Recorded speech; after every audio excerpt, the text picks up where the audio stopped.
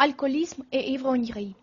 On voudrait vous donner un chiffre peu consolant de la statistique criminelle. 70% des crimes contre l'individu sont commis en état d'ivresse. On n'ose pas d'appeler l'alcoolisme et l'ivrognerie par le terme délicat, mauvaise habitude. C'est un vice, c'est un fléau, une folie volontaire, comme l'a déterminé un philosophe ancien. L'alcoolisme influe différemment sur les gens différents. Les hommes deviennent vite alcooliques, ils ont une dépendance maladive de l'alcool sous forme d'accès d'ivrognerie et de syndrome de mal aux cheveux. Les autres restent toute la vie les ivrognes coutumiers. Les médecins expliquent ce fait par des facteurs génétiques, hérités par les enfants de leurs parents à travers les gènes, qui déterminent les procédés du métabolisme dans l'organisme de l'homme et bien sûr le penchant pour l'alcool. Mais théoriquement, chaque homme peut devenir l'alcoolique.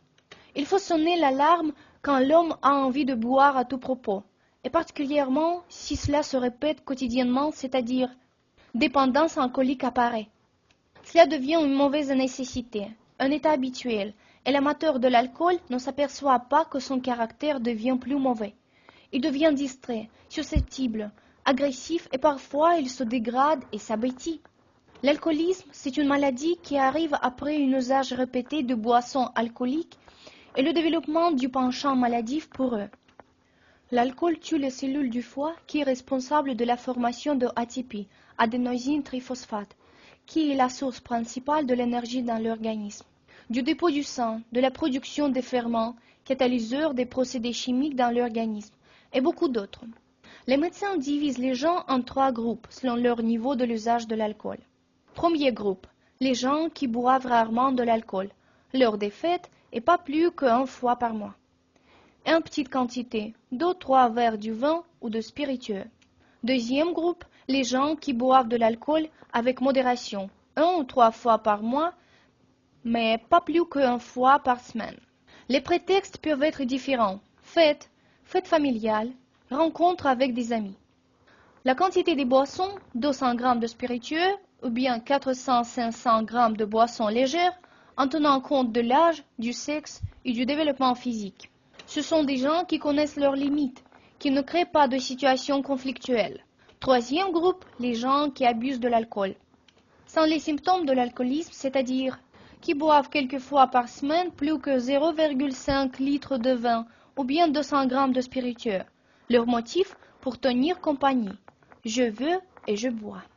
Ce sont des gens antisociaux qui provoquent des conflits dans la famille et au travail, les clients permanents des cellules de dégrisissement et de la police. Ils sont déjà dépendants à l'alcool.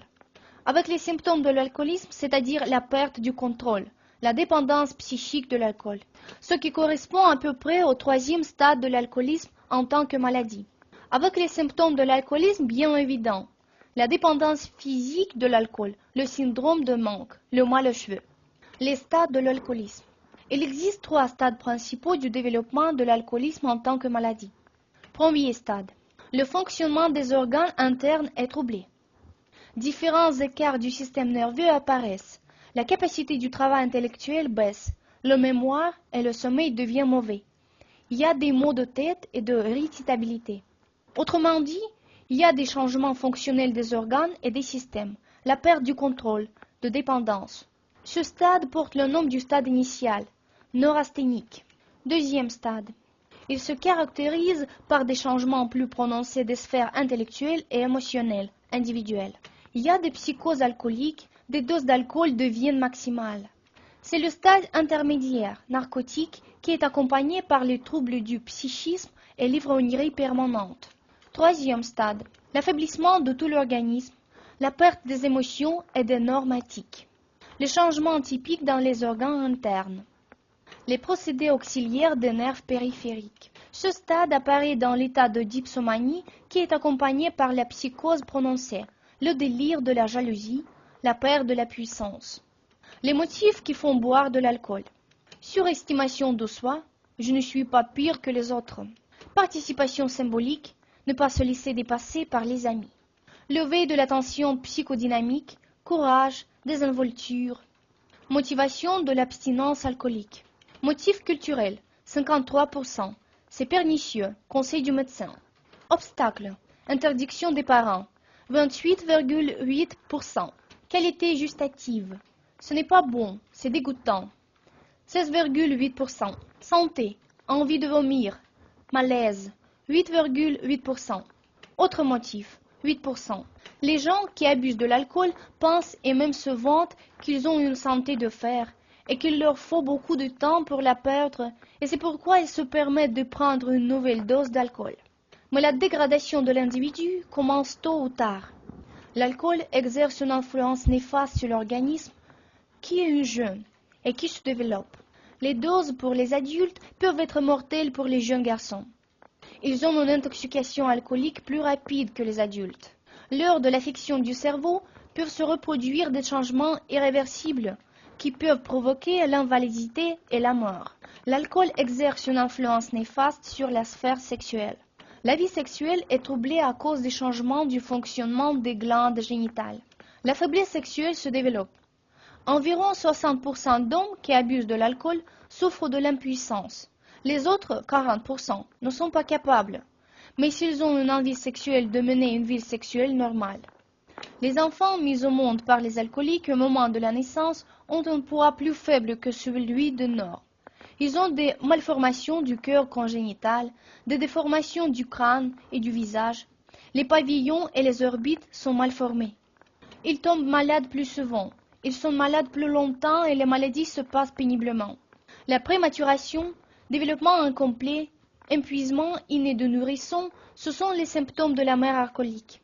On sait que les enfants de parents alcooliques 4 fois plus souvent tombent malades d'alcoolisme et de toxicomanie. Parmi les causes de la mortalité et des maladies, l'alcoolisme prend la 3e place. Il est dépassé seulement par les maladies cardiovasculaires et les tumeurs malignes. À cause de l'alcool, la longévité est réduite à environ de 20 ans. L'alcool, c'est aussi la cause des crimes, du traumatisme, des accidents dans la vie et lors du travail. La particularité de l'alcoolisme la plus importante consiste en ce que l'homme malade ne peut pas se rendre compte qu'il a besoin d'arrêter de boire de l'alcool et de ne plus y revenir. Lors de l'intoxication alcoolique, il faut donner à boire aux malades du thé ou bien du jus non gazeux, provoquer le vomissement pour faire sortir les toxiques de l'organisme. Lors de l'intoxication par le médicament contre la toux, par l'insecticide ou bien par la vodka française, il faut donner 2 ou 3 cachets de charbon activé pour lier les toxiques qui restent encore dans l'organisme. Il faut appeler une ambulance. Dans le cas de problèmes de respiration ou d'activité cardiovasculaire chez le malade, il est nécessaire de commencer la réanimation cardio-pulmonaire.